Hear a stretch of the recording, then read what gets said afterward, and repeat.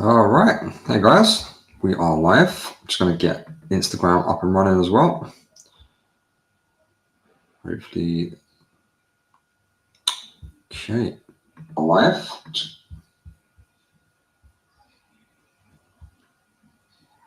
All right, we're good, I think. So we'll just wait for people to come online, and we'll get started. But welcome back, guys.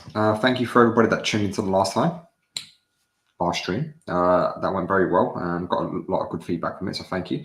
And yeah, so I'm gonna try and do these more regularly to give back to the community as much as I can on YouTube, Facebook, now Instagram, and yeah, just doing the best I can to help everybody really.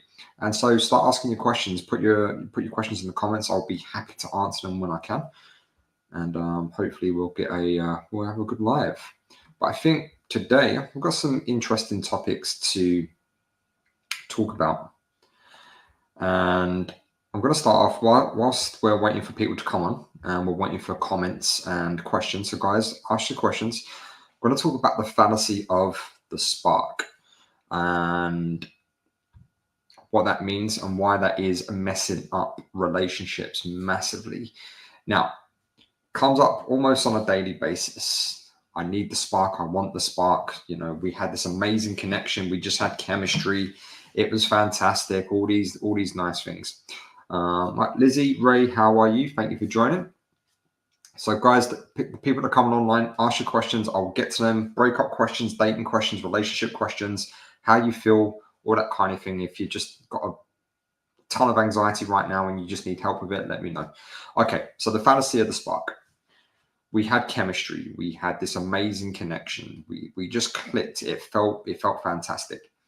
What the spark ultimately is unresolved trauma. That's what the spark is. The spark is unresolved trauma, and it typically comes from childhood trauma. Now, the best way to look at this is with the dynamic between you and your parents. Okay, and now we have to be fair to our parents. There's no guidebook on how to be a parent. They inherited all of their crap from their parents, who got it from their parents, and generations. It's been like 1,000 generations, and we absorb it all. It's then our responsibility to try and be better. So we have that dynamic. Okay, our parents are, our leaders, our first blueprint of love. And when we are compliant with their wishes, we get rewarded. When we are defiant, we get scolded. And if our parents are not there to meet our needs in a timely fashion, when we needed it the most, we feel abandoned. And that then follows us into our romantic relationships, which is really, really tough. And when we come across someone that we have the spark with, that we have that amazing connection with, you must ask yourself, what about this feels familiar? What about this is poking up my childhood trauma? What about this is making me feel like I'm 10 years old again? And we mistake that for love. Our anxiety, our nervous system goes up to 1,000%. And because that's our first blueprint of love, we think, okay, we have to be in a perpetual state of anxiety for us to feel like we're in love. And it's not. It's trauma. It's poking at that trauma. So, and I put a post on the Facebook group a few hours ago, and I said something along the lines, if you want to observe this in real time, go and look at a dog and its owner and its master. And the reason I said that is because a dog is very much solely dependent on its owner for its physical and emotional survival. And it will look up at the master with this godlike worship, with big puppy dog eyes, moaning and panting and whatever to get a treat, literally begging. Okay? Because to the dog, that owner is its entire world. And we have a similar thing with our exes, and we have a similar thing when we're in relationships, especially when we haven't learned how to love ourselves and take care of ourselves correctly in that way. And it feels like love, and it's not. We're literally begging for scraps. So you have to make the decision. Do you want to be under the table or looking up in this way? Oh, okay, I want the scrap. Or do you want to be at the table eating the feast? So that's where you have to really step back and ask yourself, why does this person keep me in a perpetual state of anxiety? Why do I feel like they're up here and they're down there? Because they've dumped me. And it goes back to the childhood. Okay, your parents are literally up here. Yeah, and some of your first memories will be looking up at your parents, either waiting for a hug, waiting for some attention, or you're being told off. And that's where it comes from. So when you are on a date with someone that's got this amazing connection, the spark, you must really, really step back and say, oh, okay, what about this is familiar? What about this reminds me of being 10 years old or 5 years old or whenever it is? What about this pokes at my trauma? Why do I feel like I'm about to jump out my skin? Now, on the flip side of that, when you're having a date with someone that is, should we say, quote unquote, normal or balanced, it's a pleasant conversation, but it doesn't set the world alight, and you say, oh, they're boring, there's no spark, that's the person you should go on a second date with, because that's the person that's going to give you sustainable relationships, sustainable love, a feeling of peace.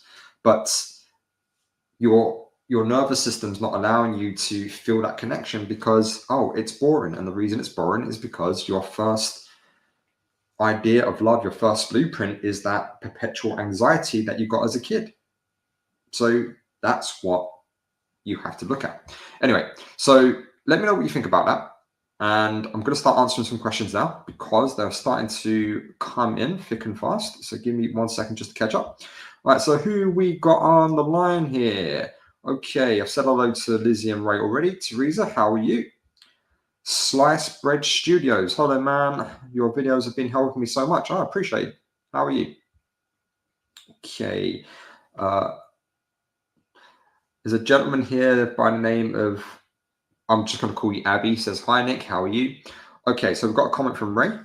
Let's have a look. Let's see what's going on with Ray. Okay. I've been away from my ex for 2 years and I've graduated from school. I've been on dating apps and I felt tired of dating different people that's not as good as my ex. I can't feel like I could find. Okay, so I think what you're saying there, the people you're coming across are not matching up to your ex. Okay. So there could be a few things going on here, Ray. One, you just might not be emotionally available right now. And okay, you say it's 2 years, and I get that, but for most people, 2 to 4 years is around about the average time of feeling 100% better and getting over it. But like I just said with the story about the spark and why that's a complete fallacy, when we are dumped, we instantly put the dumper up here and we're down here and we're looking up like that. Okay, so it's like they've got all the power, and by doing that, we're disempowering ourselves. And maybe because, and it certainly happened to me, maybe because we've outsourced all of that to them. Maybe because we was too dependent on them emotionally. So when that person leaves, just like going back to the puppy dog reference, looking up like that with big puppy dog eyes, like, you know, please love me. It can feel like our whole world has collapsed. So if you're not coming across the women that are your cup of tea, then it says to me maybe there's still some work to do on yourself, and that's okay. And maybe you're not fully over it. That's also okay. But I think you need to ask yourself some tough questions as why. Why am I still hooked up on this person? Why am I still comparing this person?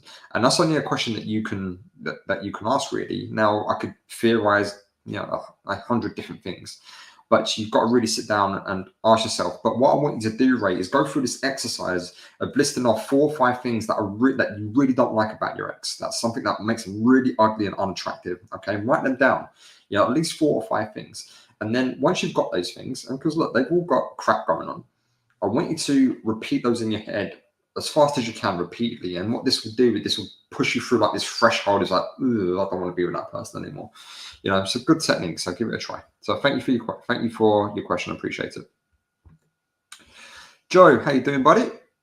Okay, Heineck, what can you tell us about our sudden obsession towards our ex after being dumped? How come we all of a sudden feel super more attracted to them more than we actually were together. I think what I just said to Ray kind of explains that, Joe. But also, we want what we can't have. You know, like it's forbidden fruit. But yeah, comes back to putting them up on a pedestal, and it's what I can reference it to is this. It's like, so I'm trying to work towards certain goals with my numbers on YouTube, my numbers on Facebook, Instagram, stuff like that. And some of them I've smashed through, others I'm still trying to get to. And the others that I've actually burst through, it's like I wanted it and wanted it and wanted it. And then when I actually got there, like the euphoria was like for about a day. It's like, oh wow, I achieved that. But then it's like, well, now what? So what I'm trying to say is that you might want it and want it and want it, but when you actually get that thing, it's never as good as we think it might be. Now, there's a really good book called Atomic Habits written by James Clear.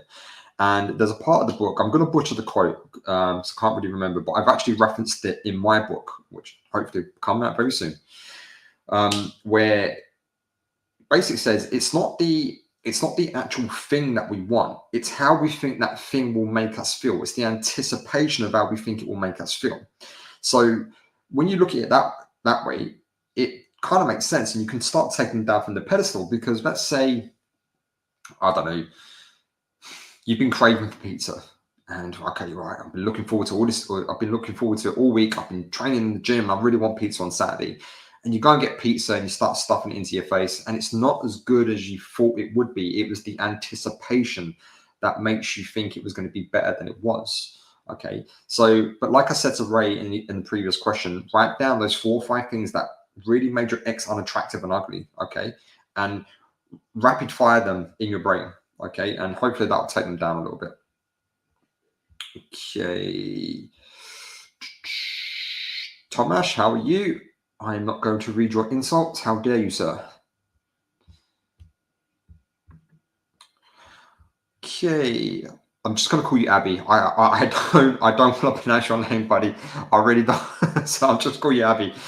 So I do apologize. Okay, Abby.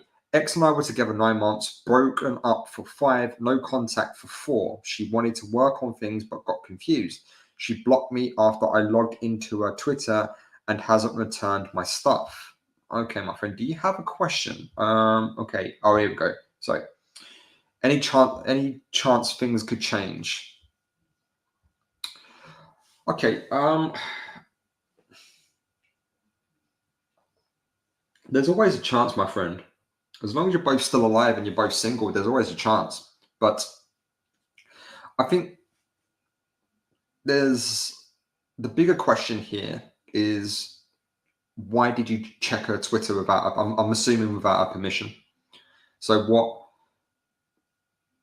propelled you to do that? I think that's a question only you can answer. And look, no judgment. We do sometimes we do silly things when we're with someone, but that's reflective of you, not her. And I think that's a question that you would have to answer. And if your aim is to reconcile or even get with someone better in the future, which I would hope that is your goal, you've got to correct that behavior within you. Otherwise, it's going to follow you. So the other question I would say, so to answer, you said, is there a chance, any chance of things could change? I think a better mindset would be, what is the truth of the action? The action is she's not been around. She's not contacted you for 4 months. Okay. So that no response is a response. So I think a better mindset would be, okay, what can I do to improve myself right now? Because if she does come back, Abby, you're going to have to be a better version of yourself so she can re-attract to you. So, okay, well, he's correct this. And she'll have to do the same. You know, reconciliation isn't just for the dumpy to get right. The dumper's got stuff to correct as well. And it takes 2 willing participants to work on either side of that relationship, you know? So, yeah. So is there a chance? There's always a chance. I don't know if she's going to come back. I don't encourage mind reading. And I always say, look, if you have the assumption that she won't come back, and you work towards that end, then if she does come back, it's a pleasant surprise. If she doesn't come back, then you've leveled up. Either way, you've won. So I hope you feel better, buddy. Okay, Facebook user. Hey, Nick and everyone. Okay, I don't know who that is, but hey, how are you? Okay, Sliced Bread Studios. I love that screen name. Okay. I've got through a breakup recently, had about a week of no contact go by. Then she started talking to me quite a bit. I'm afraid that I might fumble it or ruin the progress. Okay, can you give me more context on that, please, buddy? So what is your goal here? Do you want to reconcile it? Is that your ultimate goal? Or are you like, okay, I'm done and I don't want to contact her? Okay. Right. It was very annoying that after we broke up, they fixed all the problems I had with them with someone new and dumped me. That's an interesting one. Okay, first of all, I'm going to ask you, how do you know that? Where are you getting this information from? Now, I would say that is true for a lot of breakups. Okay, now every breakup I've been through, be it I've been the dumper or I've been the dumpee, I have to look at myself. So, right, okay, I'm the common denominator here. Why do these relationships keep failing? So, yes, I have to make changes and I have to level up. They're not making changes for the new person. It's more about, okay, well, I know what didn't work in the last relationship. The other thing is, Ray, you also have to accept, and this is going to be brutal, my friend. So I do apologize. The dynamic between you two might have been a case where the dynamic between you two didn't provide the environment of where your ex could be the best version of themselves, or you could be the best version of yourself. This new person might be providing that dynamic where that dynamic just works easier than it did with you. So I wouldn't try and have that mindset. I know it's very easy to have that mindset because why didn't you do that with me? But there might be like 100 reasons why. So think about that. The best thing you can do is focus on, okay, what did I do to contribute to the breakdown of that relationship? Okay, that's all you can do, and then work on that and try to be better next time. And also, my friend, look, don't hang around for a reconciliation for someone that's already in another relationship. They're giving you the answer, my friend. And if they did come back, you'll just be the backup option. So please, look, love yourself more than that. Okay, Brian. Hi, Nick. I just got back from walking my dogs. On the way back home, I saw her coming the other way through the intersection in my small town. I felt nothing. I didn't even care. Thanks to your content and following your advice, I was able to get to this point in a little over a month. Thank you. Oh, well, thank you, man. Appreciate it. And appreciate you following the content and giving such a high praise. And that's remarkable progress, my friend. So, yeah, I'm happy for you. So yeah, I'm hoping that's you continue along this road, and yeah, you do you, man. And hopefully you learn the lessons that you needed to learn from that relationship, and you can be better next time. Thank you. Okay, sliced bread. We broke up because she had trouble moving past things that happened years ago. We've never really worked on things, but now we're apart. I've been working on myself.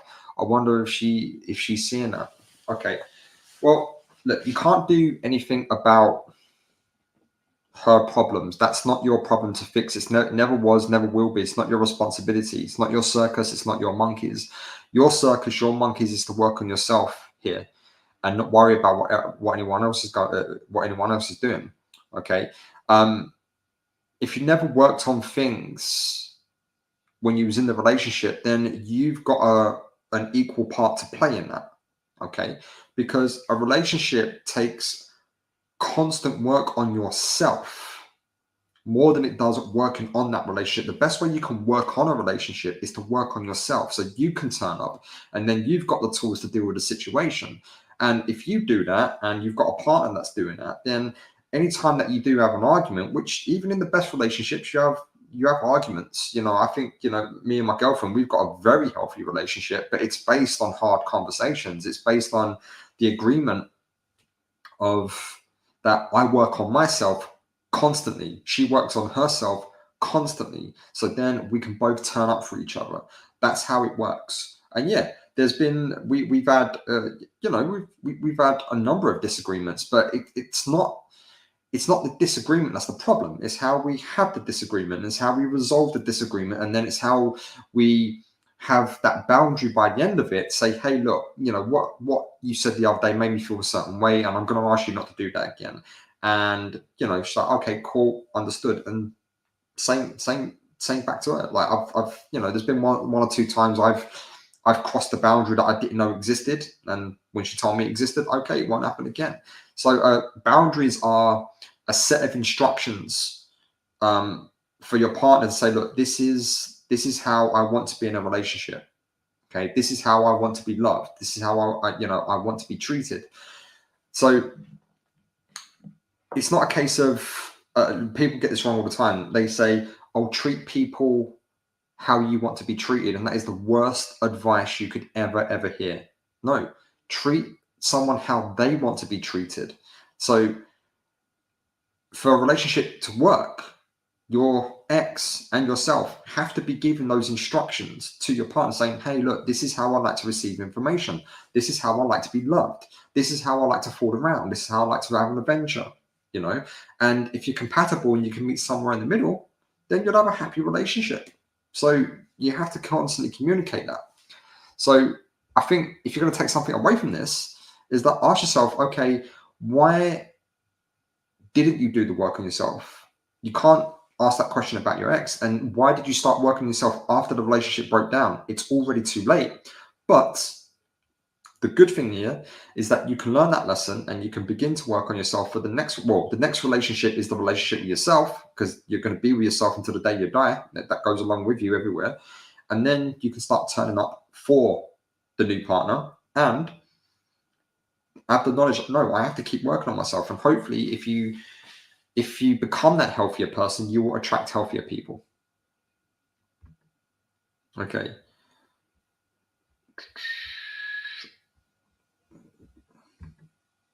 Okay, I want to reconcile. So yeah, man, look, the only thing you can do is work on yourself. That is the only option you have. Okay. If she comes back, then you both have to have an agreement in place of, I'm working on myself and I'm getting coaching for that, or I'm getting therapy for that, and she's doing the same. And then you have to discuss boundaries. You have to give those instructions about the boundaries, because if you're not discussing, if you're not talking, it's not happening. And one thing I learned from my last relationship is that I will say how I feel. I'm not going to hold it in anymore. If I'm happy, I'm happy. If I'm pissed, I'm pissed. I tell my girlfriend, yeah? Not screaming and shouting. It's just, hey, look, I want to sit down and have a chat with you because of X, Y, and Z. She does the same for me. And you know what? It's normally resolved within about 15, 20 minutes. New agreements put in place. We've got a boundary with each other and we respect that boundary. Yeah? It's hard work. It's hard work. But the fruits of that labor are amazing. So, that's where you have to be. Okay, Abby, thank you for answering the question, and it's all right calling me Abby. Thank you. You're a great person. Please keep doing what you do. You help us a lot. Oh, thank you, my friend. And I appreciate you being here. Thank you so much for supporting the channel and being here. And yeah, keep asking me questions, bud. Hopefully, if you've got more, I can get to them.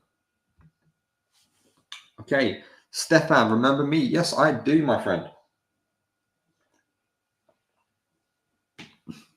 Appreciate you taking the time out of your day to do this for us. No, it's my pleasure. Look, I choose to do this. It's gives me a lot of purpose. So and I appreciate you guys taking time out of your day being here as well. So thank you. Okay, sliced bread. If she hasn't worked on anything, reconciliation might be good. 100% agree. Okay, Larry Merchant. Is that your real name? That sounds familiar to me. My ex FaceTimes my 3-year-old goodnight and it destroys me seeing her dolled up. Should I stop? Oh, yeah, that's a tough one there.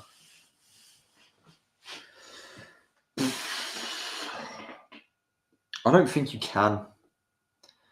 I mean, look, I don't have any biological children, but I have been a father. I have been a stepfather. And I remember what the biological father of that child went through as well, and it caused him a lot of pain. Now, I didn't get involved in that. I made sure anytime he was FaceTime his daughter, I was way out of the picture, and I wasn't making any noise in the background, just being respectful of that, because I was respectful of that relationship broke down. He's going to feel some kind of way, and there's another man living with his ex with his child. Okay, but as a father and as a man, this is your burden to carry now. And you've got to be the best father you can for your child. And I'm not saying that's easy. I'm not saying that's easy at all. Okay. But it's if your ex-partner wants to FaceTime your 3-year-old good night, then she has every right to do that, as long as she's just doing it for the kid and she's not causing any trouble or anything like that. Then it is just something you're going to have to grin and bear, I'm afraid. You'll get used to it over time. And look, in another 3 years, it won't even matter. In another 3 years, look, you're going to be hopefully well on your way to recovery, maybe in a different relationship yourself. And yeah, or maybe she comes back. I don't know. Either way, your burden right now is this, and as men, we do what we must, even when it's not appreciated. That's our burden as men, as being protectors and leaders and providers, and that's what you have to be for your daughter. So I know it's harsh, and I don't envy your position, and I'm not saying, hey, I would just be able to do this easily. No, probably feel the same way as you, but I'd be thinking, well, no, that's my kid, and I've got to be there for her. Square. Oh, hi, I'm Circle. See what I did there? Hey, Nick, I was in a relationship for 4 years after. Let me restart that. Hey, Nick, I was in a relationship for 4 years after New Year's Eve. She broke up with me, and the main problems were my anxiety and having difficulty finding a job. It's put a lot of mental and stress. Okay, I think you got another comment. Okay, onto her, because she was the only one bringing in income. I've worked on myself to make the anxiety disappear, and I'm trying to find a job. When I get one, should I contact them or give up? No, I don't think you should contact them, buddy. I mean, look, you're talking to someone who's had anxiety his whole life, and I'm a lot better at dealing with it now. And it's not easy, man. Anxiety is it's a nasty thing. You feel trapped in your own head. You've got this like black hole in your gut all the time, and you feel like you're going to jump out your skin. You can't get out of bed. You feel sick. You don't want to eat. You get headaches. You don't want to even leave the house. So I get it, man. But it is like cancer to a relationship. It really is. Now, doesn't make you a bad person. Doesn't make you a bad person. It's just got to a point where your ex could no longer take it. And if it's slightly different for men than it is for women. But when it comes to that kind of dynamic, what ultimately, what is a woman attracted to? In a man, positive masculinity, leadership, protection, provision. Yeah, that's ultimately what they seek. They seek emotional security. And if you're not providing that emotional security to your woman, they can only deal with that for a short amount of time, and they're going to feel unsafe. And if a woman feels unsafe and unheard, they will leave. Okay, that's just the nature of the beast. And it's really, really tough. And look, my anxiety helped torpedo my last relationship. And it wasn't just me. She was horribly avoidant, and anxious and avoidance. That's always an explosive combination. But working on anxiety, man, takes years. It takes therapy. It takes like reading books. There's a really good book on anxiety called Dare by what's the author's name? By Barry McDonough. Yeah, Dare, Dare, like Truth or Dare. Probably the best book I've read on anxiety. But look, man, it's good that you're working on it. And look, if you're feeling anxious, go and jump in a cold shower. You won't be feeling anxious after a cold shower. I promise you that. Don't do it if you've got any medical conditions, and maybe consult your doctor first. But I'm just saying, cold showers are very effective, and there's a lot of science. There's a lot of science behind cold water treatment about natural dopamine highs and treating anxiety and stuff like that. But look, the best thing for anxiety for me is to challenge it. Say, okay, what you already hurt me. What else have you got? Let's go. I'm going to walk into it. And look, yeah, finding a job, it can be hard when you've got anxiety, but that will help give you purpose. But no, my friend, don't contact them. It's their idea to leave. It has to be their idea to come back, regardless of if you've leveled up or not. Okay. But you should always be working on yourself for you, not for them to notice and not for you to reach out. It has to be for you. Because if you're doing no contact and working on yourself for the intention of getting their attention, then it's always going to fail. Because if they did come back, then you're going to stop working on yourself because you didn't do it for you, you did it for them. Okay, hope that helps.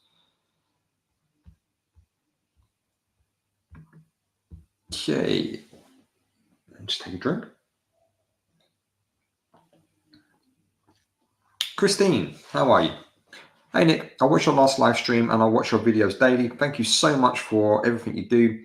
With my ex, I never felt like I could compare to his family.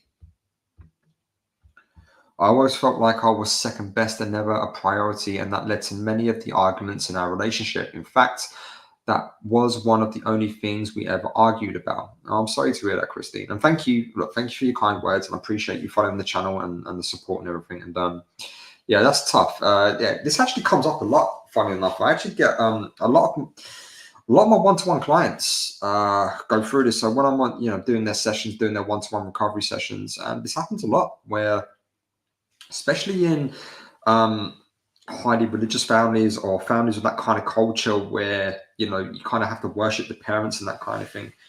And yeah, it causes a lot of friction. It causes a lot of bad blood, should we say?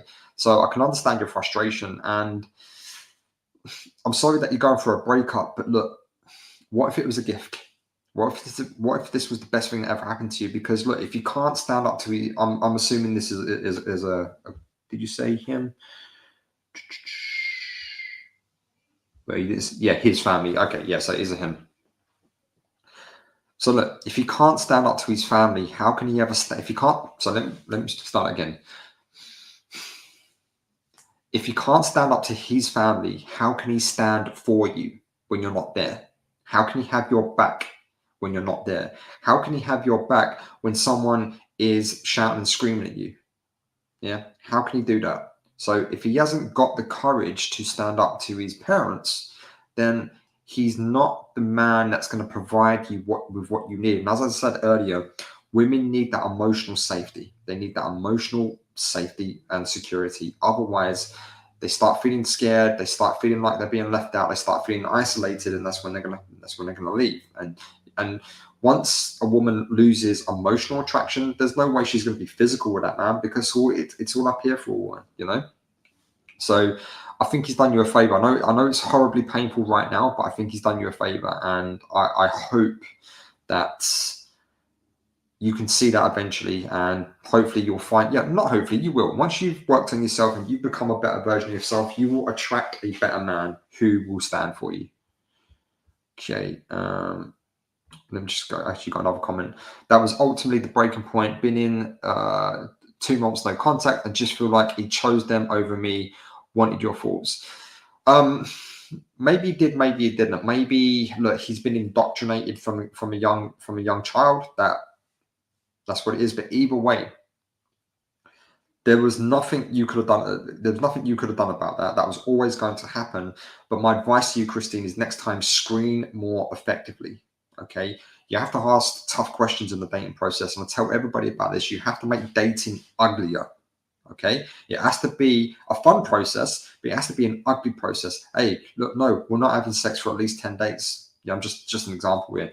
And you start asking questions about this. And funny enough, my girlfriend is from the Philippines, and she comes from that kind of culture of where parents can get into the mix a little bit.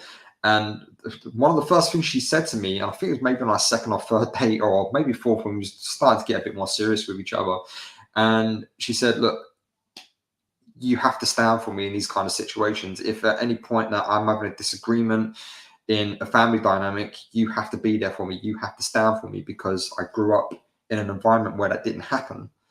And I can appreciate how that must feel. So as a man, as that's my partner, yes, it's my role, it's my job to stand for her.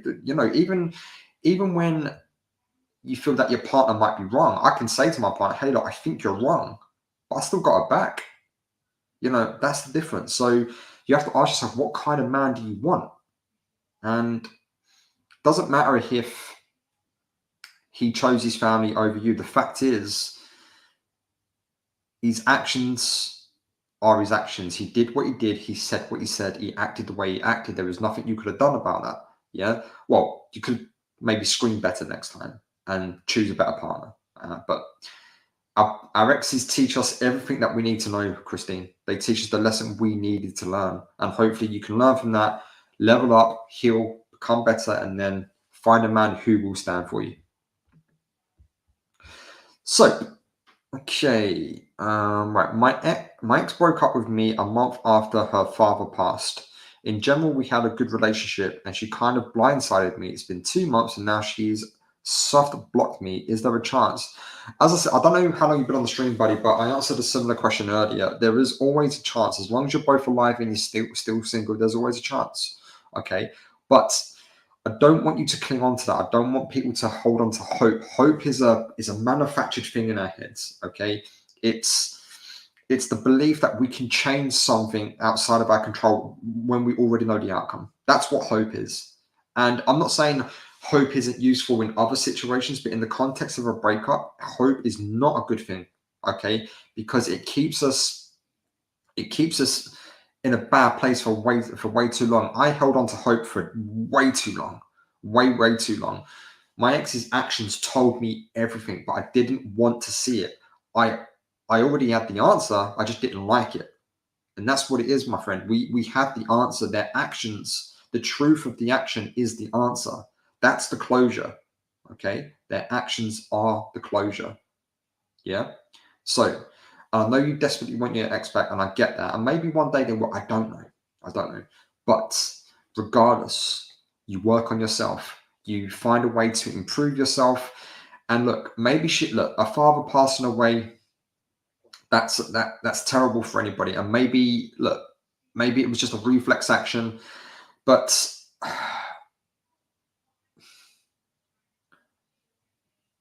I don't want to diminish what your ex is going through, because that's a terrible thing what she's going through. But I sit here thinking, okay, if all of our parents are going to pass away someday, and I'll be thinking to myself, well, that's one of the times where I'm going to need my partner the most. Yeah, but that's me. Maybe I don't know. I mean, what you said, she blindsided you. Did she give you any reason for the breakup? Let me know below.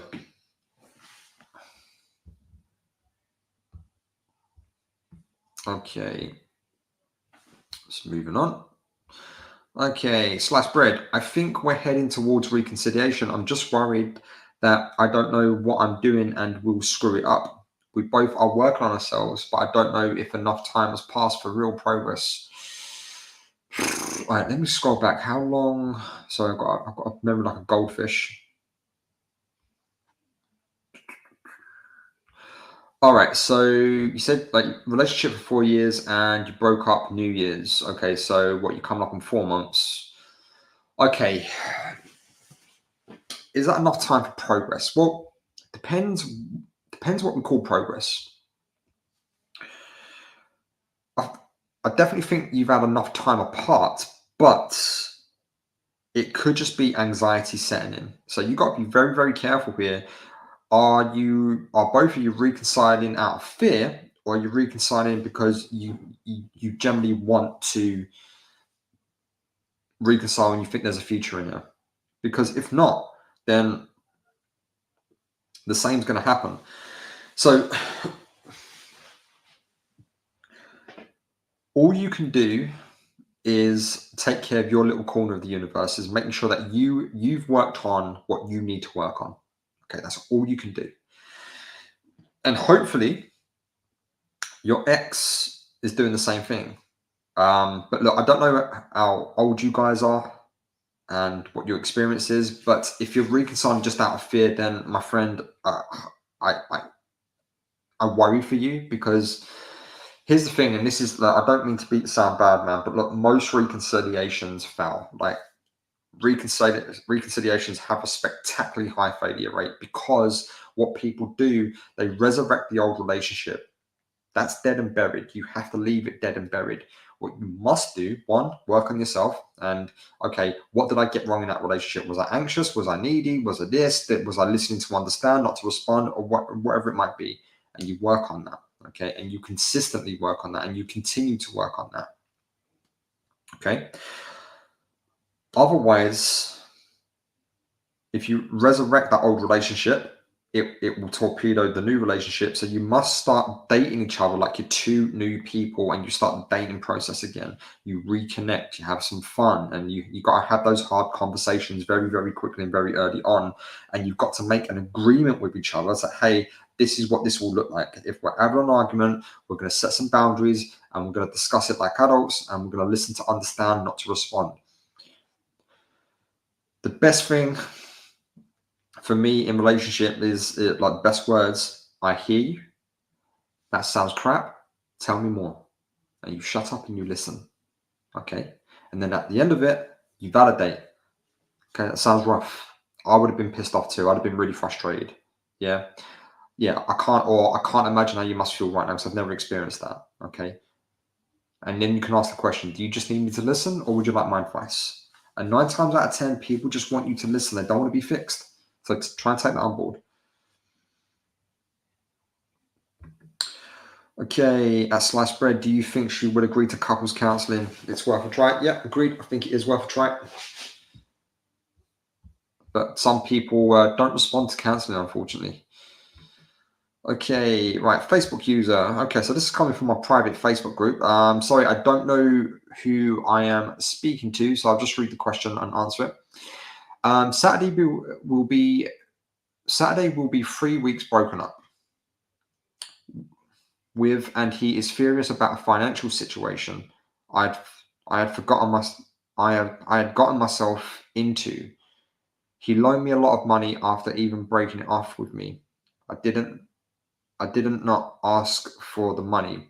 We spoke Monday and he told me I'm assuming you mean no longer has love for me and hasn't missed me.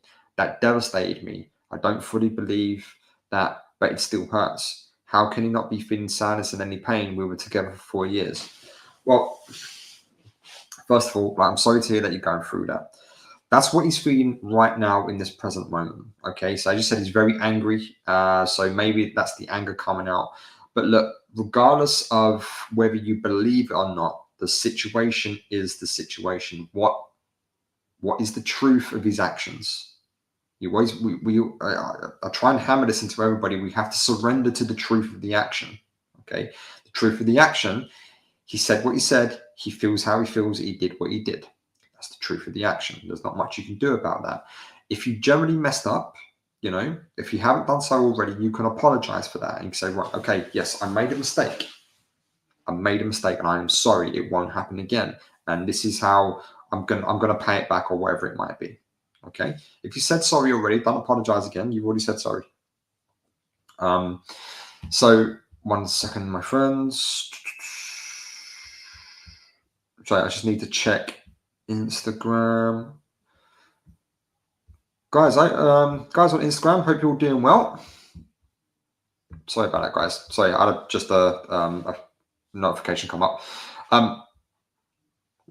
Yeah, so look, I get that you're devastated. It's only been 3 weeks. You've been together 4 years. Look, I don't think the fact that he's angry does mean that he's feeling it. It's just his anger's protecting him right now. Okay, so best thing you can do is give him all the space he can handle. Just disappear. And if this is something that you need to fix, if this was 100% like you generally made this mistake, then apologize and try to make amends for it. That's the best thing you can do. If not, if it wasn't, then you've got to let him be angry. Hope you feel better. Okay, Square. My anxiety appears during COVID, and since the breakup, it really disappeared. Most of the time, I couldn't take transport or be in closed places, but now everything is back to normal. And now there's only the job hunting to do. Nice on the circle joke. Okay, man. Right, so guys, I'm going to sit back because my back is starting to work. I'm leaning forward too much. So this is what happens when you're not set up for video. But I'll be buying a new house soon, so hopefully I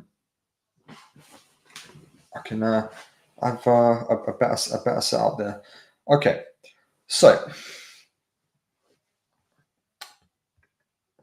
so my anxiety during COVID has really disappeared. Okay, so if it's disappeared after, let me make sure I'm reading this correct. My anxiety during COVID and since the breakup, it really disappeared. So I think you've got to be asking yourself, was the relationship causing your anxiety? And if your relationship was causing anxiety, then it's not a good relationship. A relationship is meant to be bringing you peace, not making you feel like you're going to jump out your skin every 4 seconds, So the breakup might have been something that was required, something that was necessary, So what do you think about that? Okay, Joe. Hey, Nick. What's your personal view on your partner hanging out one-to-one with a friend of the opposite sex? Oh, that's a loaded question. Right. Okay, let me gather my thoughts of that. Okay. So for me, I think it really comes down to, do I trust my partner? That's what it really comes down to. Okay. Do I trust her? Okay. And the answer is yes. I don't have, like, she has opposite sex friends. I have opposite sex friends. Now, if I think, but look, there are some caveats to that. If I started notice differences in her energy towards me and her behaviors towards me, and she's going out more and more, and she's hanging out with guys more and more, then yeah, I'd have a problem with that. I'd have something to say about that, and I'll be having that conversation.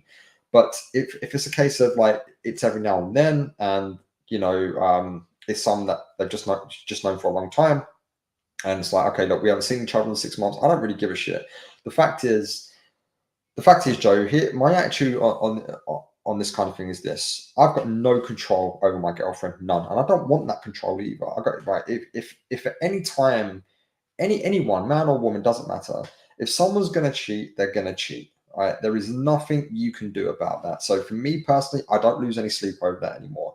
If someone cheats on me and I find out, they're gone. Okay, it's going to hurt, it's going to sting, and I'm going to spend some time in recovery. Absolutely, I'm not saying that, but I'm not going to sit here worrying about something that hasn't happened, because if we think something's going to happen, then we'll find a way to make it happen. And look, I've had women, in the past constantly accused me of cheating when I wasn't even nowhere near doing that. It's like I go to work and I come home, like wherever I got the opportunity to cheat, and I spend my spare time with you. Um, but then you get to a point, you think, well, if you're going to constantly accuse me of cheating, your mindset, well, I might as well go and do it, because I'm just getting like all this shit. Now, doesn't mean you should, but the mindset can horribly shift. So it doesn't really bother me, man. Look, like my girlfriend introduced me to a load of friends recently. She's got about 1 billion friends. It's a full-time job keeping up with them. And a lot of them are guys, and they're nice guys. They've all got partners. I don't honestly, it doesn't bother me, Joe. It really, really doesn't bother me. What do you think? What's your view on it? Let me know.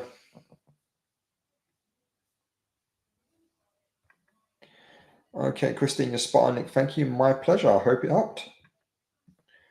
Okay, Carlos. Hello, Nick. My girlfriend broke up with me because I withheld information.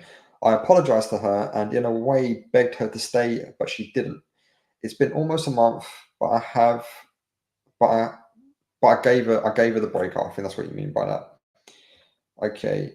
I went full no contact when she broke up with me. Did I do it right, even though I'm the one who messed up? Okay.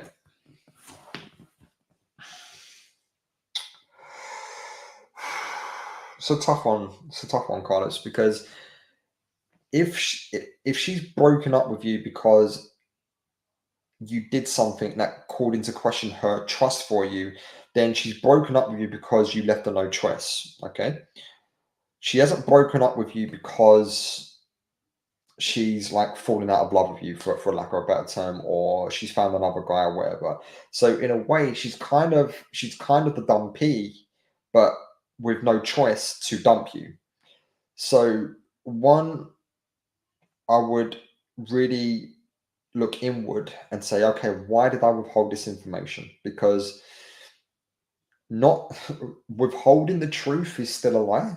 Now, okay, it depends on the situation. If I withheld things from people because I thought it would protect them, absolutely, because I care about that person, I don't want them to feel absolutely. And what's happened is once they've actually found out, they're like, Nick, why didn't you tell me? I'm really mad at you. So, but there are sometimes, yeah. So I think there are some times where the situation does call for it, where okay, I'm not going to tell this person just yet because it's not the right time. But I think with your partner, dude, I don't think you should be withholding anything from your partner, personally speaking. Um, the relationship has to be based on hard conversations. It has to be based on radical truth. And the irony is, man, if you didn't withhold this information, you'd probably still be together. So I think in this particular situation, um, I think, okay, if I was to play this, if this was me, I would be reaching out and saying, "Hey, look, I messed up. I'm really, really sorry. I would love, look, I love you, and I want to work on this. And if you're willing to talk about it, I will make every effort to improve in this area because and then you need to validate how she felt. If that so this is what you do, Carlos. If that was me, yes, I would have felt the same. I would have been devastated as well if that was me. And I'm really sorry. So I'm trying to put myself in your position, and I can only imagine how that must have felt. But I think I would have felt really bad, and I probably would have done the same thing. But if you're open, I would really appreciate it if we could talk, but I understand if you don't. And if you change your mind, give me a call and we can work on it. So I think that's the best thing you can do there, Carlos. But only do it once. Don't nag. Don't beg. You apologize and you apologize unequivocally. Say, look, this was totally my fault. Okay.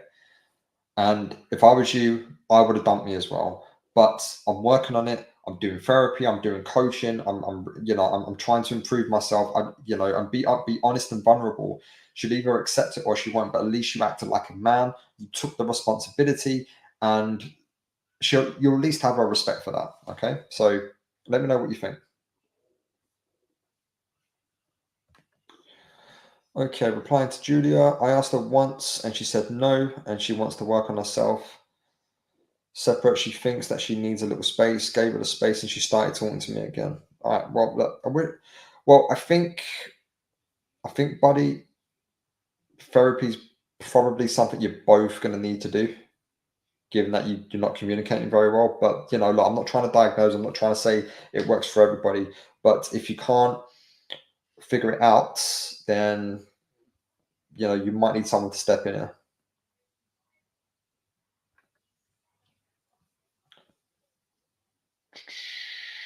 Let me tag you. Okay, right. Okay, so she deleted all our mutual friends and her family all deleted me on socials. Then she added her ex who contacted her 2 weeks before the breakup. Do you think she monkey branched or am I overthinking? I don't know, my friend. Unless you've got evidence of that, unless you've got absolute ironclad evidence, I do not know. I mean, look, is it a possibility? Yes. And if she has done that and she's added her ex because things are breaking down with you, then it shows you exactly who she is. So why would you want to be with someone like that? I think if my girlfriend was doing that and adding exes back in, I'd be like, I'd be asking a question of like, what the hell? Yeah, I wouldn't be best pleased about that. To be fair, yes, you got to have boundaries, my friend. Okay, guys, sorry, just need to check. Okay, cool. Right.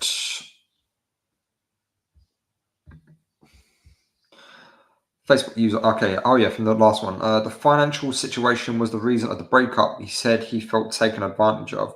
Okay. So look, like I said, if it was your fault, then own it. Apologize. Only apologize once and try to make amends for it. It'll either be receptive to it or you won't. Either way, hopefully he would respect your acknowledgement of your mistake, and you can both move on from there. So a reasoning was different goals and a right she failed to communicate and apologize for it in our 2-year relationship. Okay, my friend, look, then you just have to respect what she's saying. If you've got different aspirations in life, if you're not aligned, then sometimes, look, they can do you the biggest favor ever. I'll give you an example. So back in 2014, I was with a girl for 2 years. And in 2014, I bought this place that I live in now. Okay. And, she was bugging me to buy a place. She couldn't buy anything like mortgage wise because she was blacklisted on the credit. So the plan is that I'd buy this place, and then once her credit score would become better, she'd get on the mortgage. Okay. Now, 3 months into living here together, she cheated on me. We was going through a really bad time, and she cheated. And I never really loved her, and I wasn't that attracted to her, but I hadn't recovered from a previous relationship, and I kind of rebounded to her, and she gave me all the attention, and she was taking the pain away. Big mistake. And she cheated. Okay. Now, that destroyed me. It took me about 3 years to get over that. But even though cheating was the wrong response, she was right to leave this relationship because we were wrong for each other. We were so wrong for each other. I mean, we wasn't even like 10% compatible. So she was right. She knew. And as far as I know, I learned through mutual friends a few years back that the guy she cheated with, she got married to and she had a kid. I'm not angry about that. I'm not sad about that. I'm actually, you know what? You did me a favor because I learned a lot about myself. And even though like financially I was ruined, after I paid all the bills on this place, I had £10 in my bank account for a long time. I couldn't go out for a long time. And so this is where it all happened. This was ground zero. I was stuck here. It was awful. But she did me the biggest favor in the world because I was able to go on to bigger and better things. So we had different goals in life. That's okay. Sometimes that's okay. And look, trust me, if you don't reconcile, you'll look back in 5 years and you'll say, right, that had to happen. Thank you for the lesson. I appreciate the memories that we have together. Thank you. And all right, we had some bad times, but thank you. Yeah. Look, dude, in 10 years, you have to ask yourself, in 10 years, will this matter? That's the question you have to ask yourself. So I know right now you're burning on the inside, you're scared and you're anxiety and you just want your ex back. And that's okay. It's okay to feel that way. That's exactly where you're meant to be right now. But if you're not aligned in your life goals, there's no point in you changing to align to her goals because you're still not going to be compatible. You won't be happy. You'll just be sacrificing yourself for her. She'll pick up on it eventually, sooner or later, and she'll leave anyway. So have a think about that. Okay. Sliced bread. I'm doing therapy and working on myself. I think that's what she really wanted the whole time. I will be fine either way, but I have a good feeling that we'll get back together. Yeah, man. I wish you best. But the fact is, man, she's got to be putting in equal effort. Okay. And she's got to be intentional as well. Okay. Oh, okay. So that was that Cara from the Facebook user. Okay. All right. Cara. Oh, yeah. I think you joined the group today, didn't you? I think I chatted to you in the group. Yeah. Okay, Cara. Yeah, like I said, yeah. If it was your fault, like I said, all you can do is apologize, level up, and let the chips fall where they may. Unfortunately, look. Either way, you're going to be fine. It does get easier. You're going to be okay. Sliced bread. I'm willing to start a whole new relationship, leave the last one behind. I refuse to jump back into what fell before it. Yeah, man, that's the only way forward.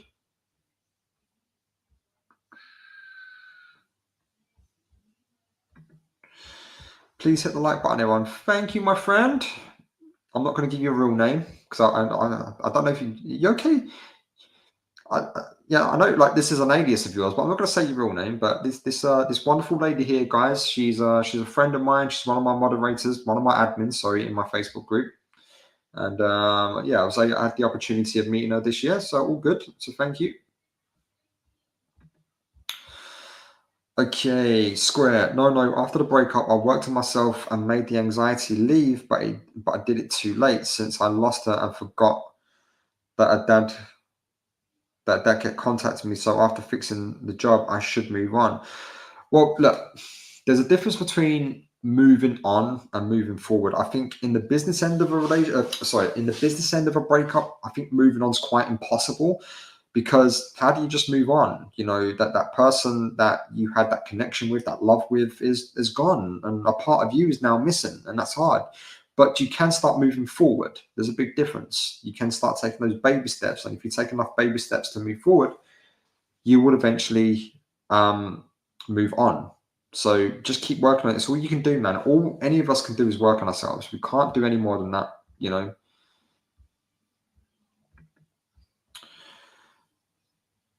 Look, no contact is to get you back. Okay, it's not to be weaponized to get an ex back. It's to get you back. Okay, no contact is for you to work on yourself. It's so you can neutralize the effect your ex has over you. That's what no contact is for. Okay, is it the best way to help facilitate a possible reconciliation? Yes, but it's not the intention. Okay, so don't use no contact as a weapon. Okay. Right, the Instagram stream has gone down, guys, because it only lets you to stream for 1 hour, which is not good. All right, so I'm just going to get rid of that. Okay. Sorry, guys. Okay, just dealing with my technical stuff. Don't know if it's worth streaming to Instagram, really, because most people are rearing from the Facebook group anyway. Okay, Joe, so how about the partner hanging out with a friend of the opposite sex? My view agrees with yours. I can't be with someone that I don't trust. And if I trust someone, I trust someone. That being said, I have no problem my partner being with friends of the opposite sex. Okay, man. Yeah, I agree. I think, you know, some people might disagree with that. But the fact is, man, look, if we can't trust our partners, if we can't have that absolute trust in them to represent the relationship that you both share when you're not around, then that relationship died a long time ago. You know, it's, you know, for me, you know, I can only speak for myself, but, you know, it's a case of I have to ask myself, am I proud of my partner? Yes. And if people ask me about us, I speak about her with pride, you know, and like, no, this is my partner. She's the other half of me, and, you know, her successes are my successes, you know. So, and, you know, her friends are my friends. Not that I'm going to move in and take her friends, but what I mean, if someone's important to her, then it's important to me, kind of thing, you know. So that's just where we have to be. Thank you, Nick. I did do all that before she broke up with me. Okay, man. Well, look, I wish you all the best, and like I hope you're feeling better. Let me just remind myself of. Okay, yeah, man. So look, I think your inner work here is like, why did you withhold information? That's the question. That's the question you've got to answer, because even if you reconcile or don't reconcile, if you don't sort that out within yourself, if you don't reconcile with yourself, then it will follow you into the next relationship, and the same thing will happen, and you're going to be back on here talking to me, or you're going to be on a phone call with a one-to-one session with me trying to figure it out. Okay. Beach girl, doing no contact, we have kids. Okay. Do you have a question? Joe, you often mention that sometimes dumpers just come back seeking validation. Can you elaborate on that behavior? Yeah, sure. Okay. So,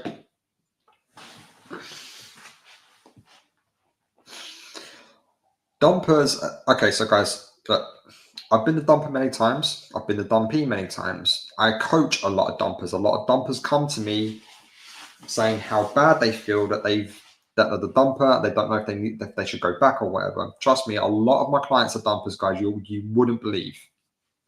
Okay, so dumpers hurt as well.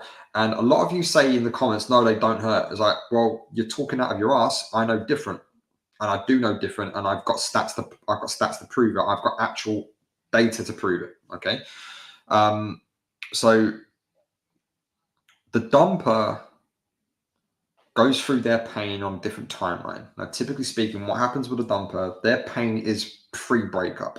okay, because it stopped working for them. So then they're doing the mental gymnastics and the somersaults for, okay, you know, this is going to be a big life change. I love this person. I wanted this to work, but it's not working. They're not listening, whatever it might be. Then they call time on the relationship, and then they have a big, massive relief. All this weight comes off their shoulders, and it's like, and they get this massive euphoria and this massive relief for a little bit. They still feel upset, and they still feel like a bit down, but it's more relief than anything else. Okay, and then after a while, relief can turn into anxiety, especially if their exit strategy didn't work. So maybe their exit strategy was going to be, okay, I'm going to have an amazing single life, all this freedom that I've got, or maybe the exit strategy was a rebound or a monkey punch, or even maybe they cheated. Okay, and then if the exit strategy fails, whatever it might be, then the limbic brain, our feeling brain, still wants to feel safe and secure. So it will try to get us to go back to the person where we most felt safe with, and typically that's the ex. Okay, now they can come back. So maybe they're not getting enough likes on social media. Maybe they're not getting enough likes on the dating apps.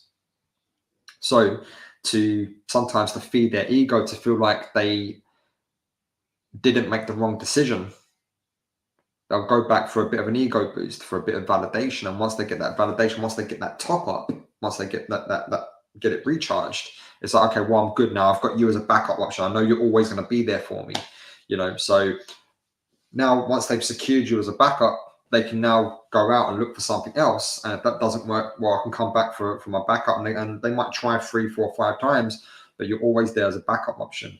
And that's why I tell people you must remove yourself from the equation. Don't be someone's second choice. Don't be somebody's backup. If you're not number one on the list, don't be on the list. Just don't be on the list at all, okay? Because they're using you to get over you. So I hope that answers your question. Okay. Stefan, her unblocking me did what it was supposed to do if it was a mind game. I've been thinking even more about her now, even checking her socials. It gave me so much hope. I know I'm not supposed to mind read, but I highly doubt you unblock someone if you're over them and it's the final part of moving on from somebody. Also, why even keep me unblocked or anything but keep blocking and unblocking on TikTok? Okay, man.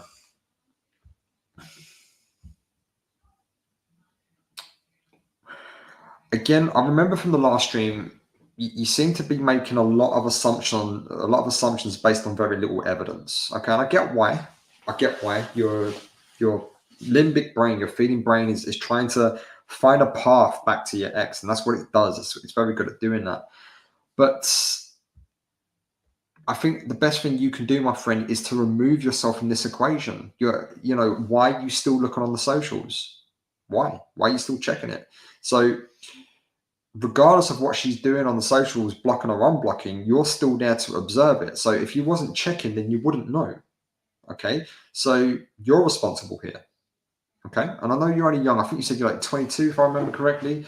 And unfortunately, your generation has been raised on social media, and I just despair for future generations being raised on this shit. Back in the day, I'm gonna sound like an old man now. Back in the day, you just take your phone off the hook and that's it. You just disappear. But now we've got unprecedented levels of access of information, and it drives our anxiety up like 1,000%. So it's going to come down to you.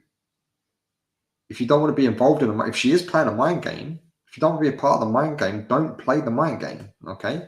So it takes 2 people to play a game, my friend. All right. And if she is doing that, okay, not much you can do about that. What you can do, you can remove yourself from the situation. Right. Is this a scammer? Have we got a troll in the chat?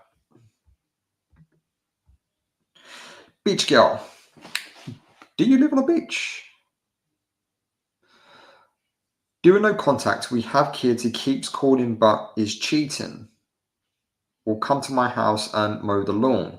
He monkey branched. I'm trying I guess you're saying I'm trying to move on. Why does he call her Why does he call it every time me and my kids talk? I don't know. I don't know. Have you asked them? If I was to look, I'll try and validate you. And if I was to guess, I would say he's probably very emotionally immature and he's trying to get a response out of you.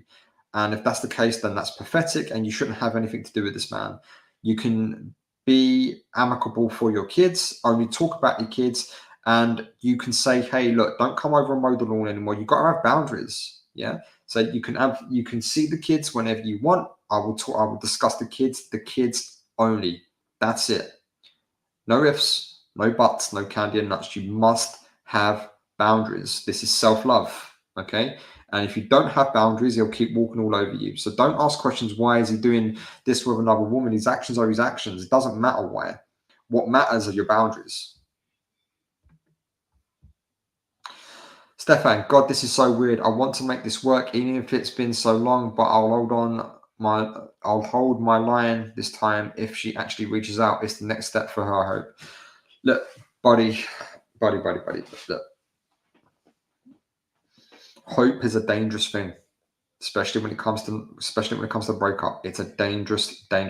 It's going to keep you stuck here and in more pain than you need to be. Okay? Her actions are her actions. Her actions are her actions. We'll repeat that one more time. Her actions are her actions. They are telling you everything you need to know. Everything.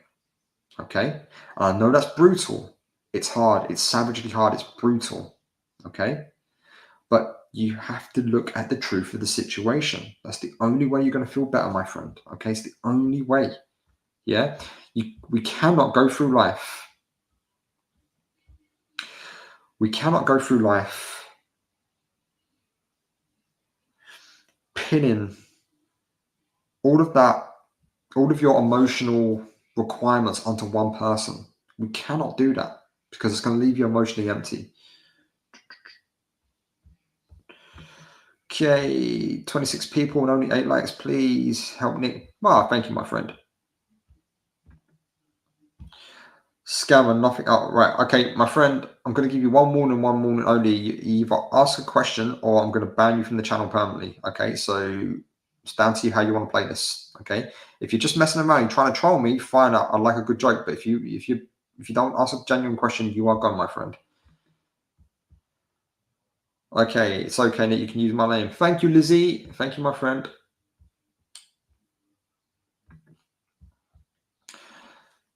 Okay. Arabi. Am I Arbi? Arabi? I'm gonna call you Hassan. Okay.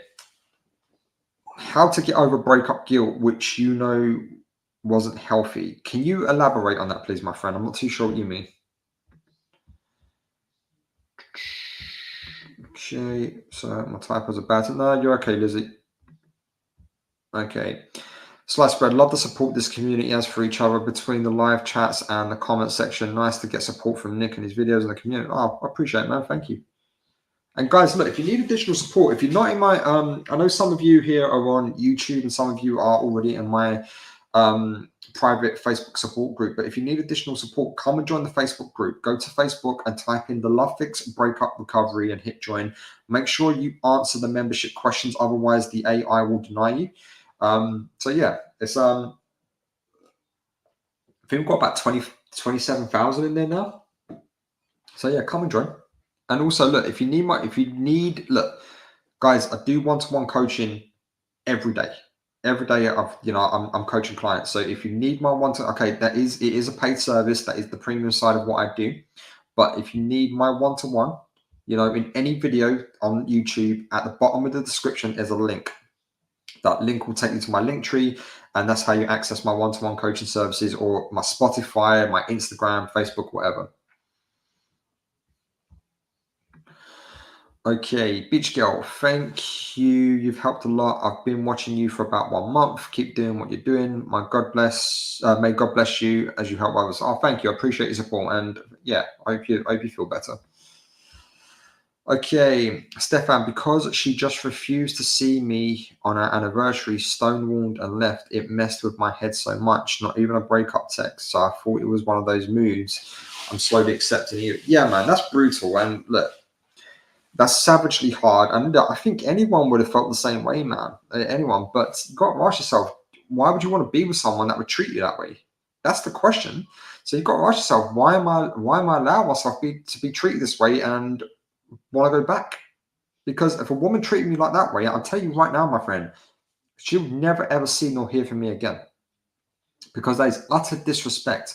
And if she's going to disrespect you like that, that means she doesn't have any respect for herself. If she hasn't got any respect for herself, why be with a woman that doesn't respect herself? Yeah.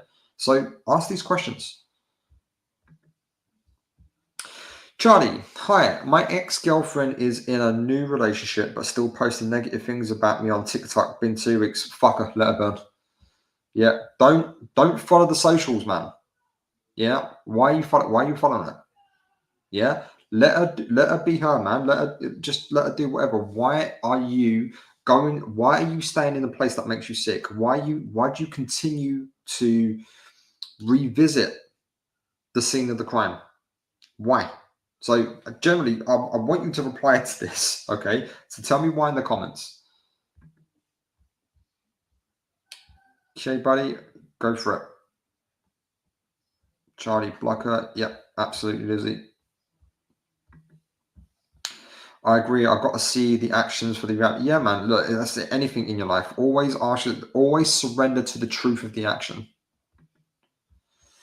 Okay, so thanks for the advice, man. The goals thing I completely understood. She didn't want kids and marriage. I did. She told me she's trying to move on in a last message. So I guess I should also. Okay, man. So let me. Right. Okay. So that is a fundamental incompatibility. Why wasn't that discussed before you became serious? And if it was discussed and she told you at the start, why did you get with her? Okay. Look, compatibility for me rests on two very fundamental pillars. Okay. Emotional maturity and values. And the values encompasses, do I want kids? Do I want marriage? Do I want a house with this person? Do I want to travel? Do I want to do it? Whatever it might be. Okay. So you must have these conversations very, very early on. And as I say, I'm doing relationships very differently now. My girlfriend and I, we've been together almost 9 months. Our first 6 months, hard conversations, probably at least once a month. I'm not kidding. I'm not kidding. But that's those hard conversations, not arguments, hard conversations about what does a relationship look like? What does life look like? What do the boundaries look like? That's now bearing fruit, because things are becoming better. So hard conversations, my friend.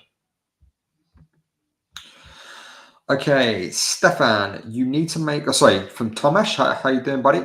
Stefan, you need to make a conscious decision. You put your life on hold for someone who doesn't want you or doesn't want you, or you take meaningful steps to improve it, level it up, and you may attract someone who is more compatible for you. You cannot negotiate genuine desire. Right now, your ex is not attracted. Yeah, harsh but fair. Yeah, Stefan, look, Tomash is part of my team. And even though that was savagely brutal, even for him, it's 100% true. And look, if there's anything that I try and do with my channel, my brand, my Facebook group, whatever you want to call it, is to deliver the truth. And look, it's harsh, man, but the truth will set you free. The relief, the pain relief you are seeking is in the very pain that you're trying to avoid. Yeah, so you must walk into it. Zuko, I miss my ex so much, but couldn't stand her when I was with her. Yeah, damned if you do, damned if you don't, man. But look, you can miss someone and they still be wrong for you. Okay, that's fine, man.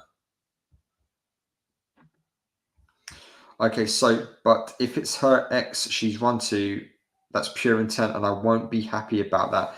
Yeah, and okay, right. You can feel however you want about it. There's nothing wrong with that, but the situation is the situation. Yeah, it's not about how you feel, Soap. It's about how you respond. Okay, it's not about what happens to you in life, it's about how you respond to it. Okay, so yeah, I'm going to encourage probably most of you here. Look, there's a great book, and like a really good book called "The Obstacle Is the Way," and it's by Ryan Holiday, and it's about Stoic philosophy. And what that book is about is finding opportunities in our obstacles.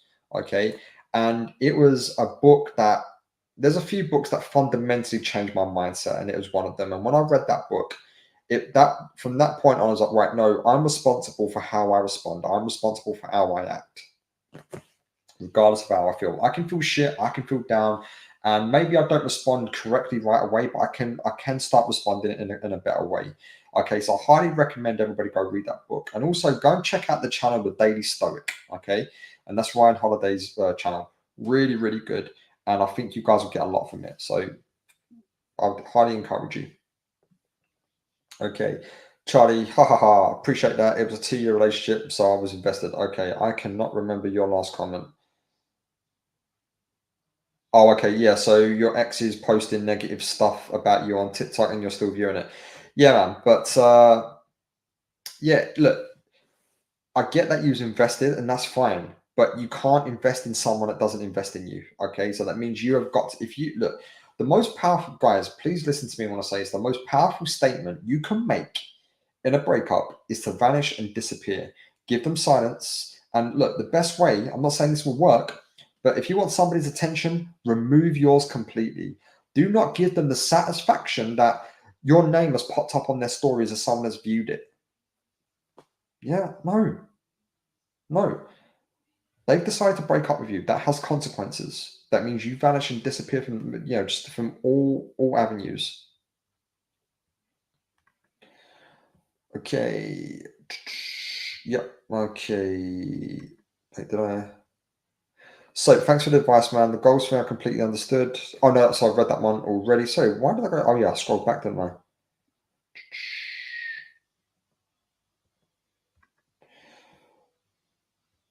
Okay, so we actually had that chat on the first date, but there was too many fireworks. I kind of just let it rip. Buddy, please don't ever do that again. Okay, fireworks, that connection, the spark, that's not connection, that's trauma. That's unresolved trauma. All right. So the next time you have that kind of connection with someone, you have to ask yourself, what about this is familiar? What about this pokes at my trauma? And what about this is familiar about my childhood and the dynamics with my parents? That's what it is. Okay. Because real relationships are quite boring. Real relationships are quite mundane. Real, healthy, sustainable relationships are quite boring. Okay. Real love should bring you peace, not this up and down game, not this, oh my God, I've never been so in love again. No, that doesn't work, guys. Doesn't work. All right. So please unfuck yourselves because what you're doing doesn't work. Yeah.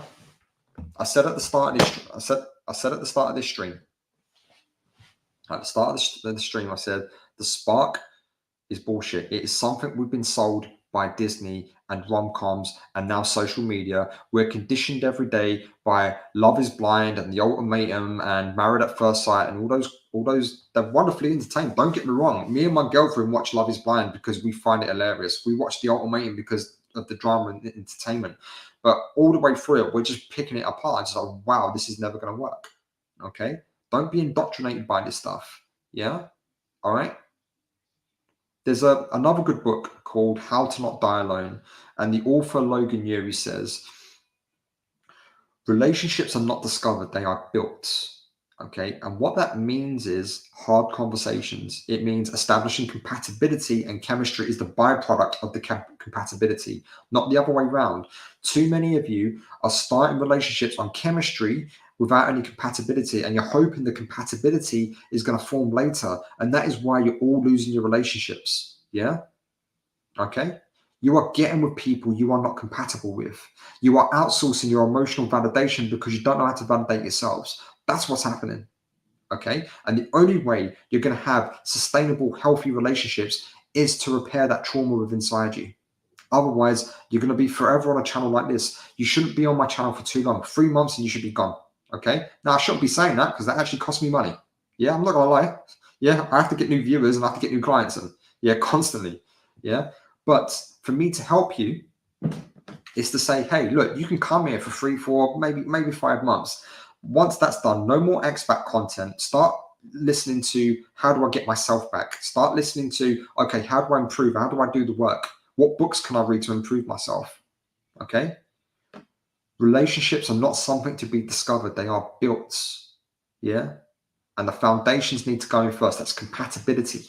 Once the compatibility is established, chemistry can come out as a byproduct. All right. And if you don't do that, they will forever fail. Yeah. Because you're not validating yourselves, because no one nobody teaches us how to validate ourselves. We don't learn it from our parents. We don't learn it in school. We certainly don't learn it in the workplace. So we are employing people to do it for us. Yeah. And it's fucking everything up. All right.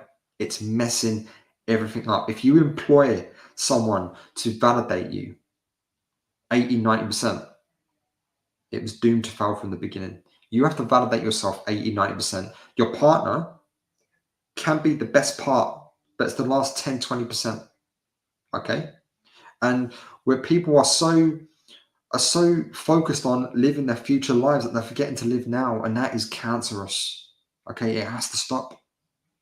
Okay, it really has to stop.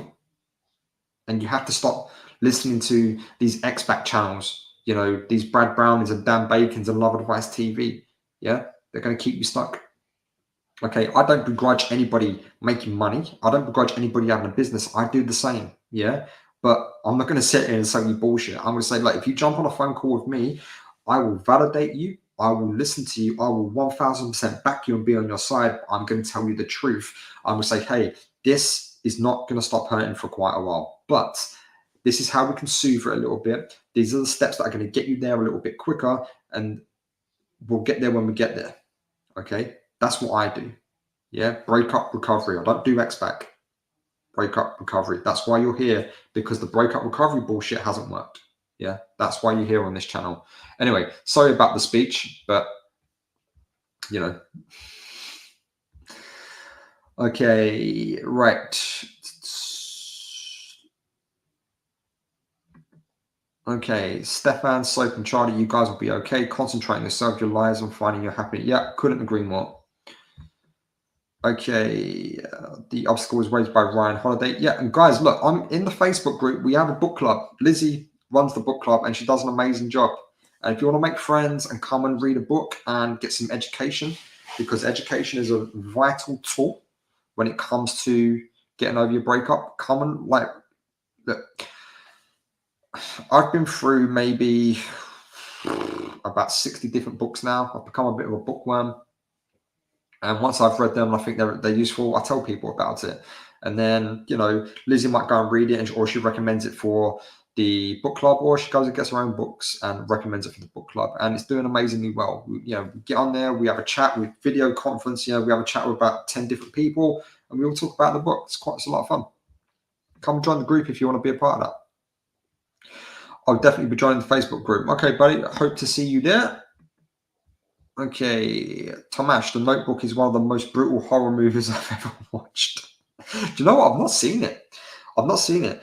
But yeah, but guys, if you want to watch a good breakup film, like a proper breakup film, which I think has real world application, go and check out Forgetting Sarah Marshall. Now, I actually write about this in my book because I think it's such a great film. It's funny and it's an amazing film. Yeah, so Forgetting Sarah Marshall, go and check that film out, because that film has real world applications about how our breakup can work. Okay, it's been dramatized a little bit, but the writer and the main actor in it, this was his own experience. So he wrote the movie about his own real world experience. That's really cool. And I do a breakdown of it in the book that I'm writing. And go and check it out. Okay, Cara, how can we find the book club on the Facebook group? Lizzie will give you the details. So you can either chat Lizzie or she'll chat you. But I think Lizzie, actually, she just She just did a post recently about the book that we're reading. I think actually, Lizzie, is it how to not die alone? Is that the book we're doing next? I think that's what it is. So yeah, Lizzie can help you out with that.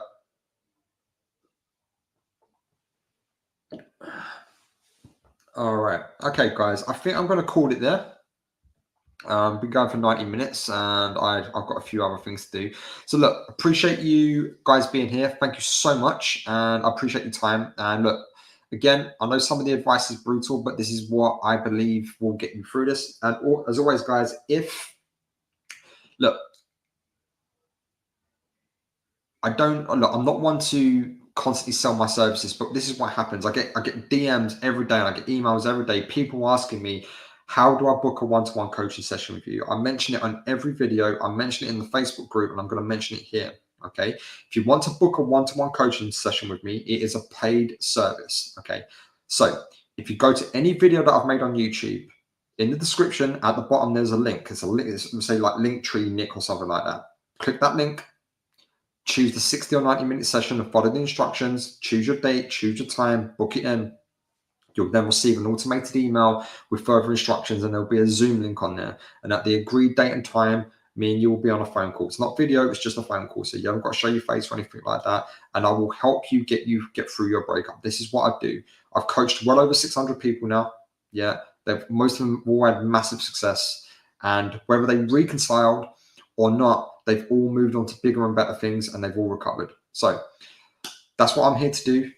And it's a pleasure to work with you all. It's a pleasure to be here for you all. So look, please hit like, please hit subscribe. Please, yeah, it really helps the channel out. So guys, if you haven't subscribed to my channel, please hit subscribe. I can't tell you how naughty sometimes the YouTube algorithm can be. I can get like 50,000 views on a video, but if the subscribe count's not going up, my content doesn't get pushed out. So it's really hard. So I'd really hope and request that you could just push the like button and push the subscribe button. It would really help me out. Okay. Right. So just lastly,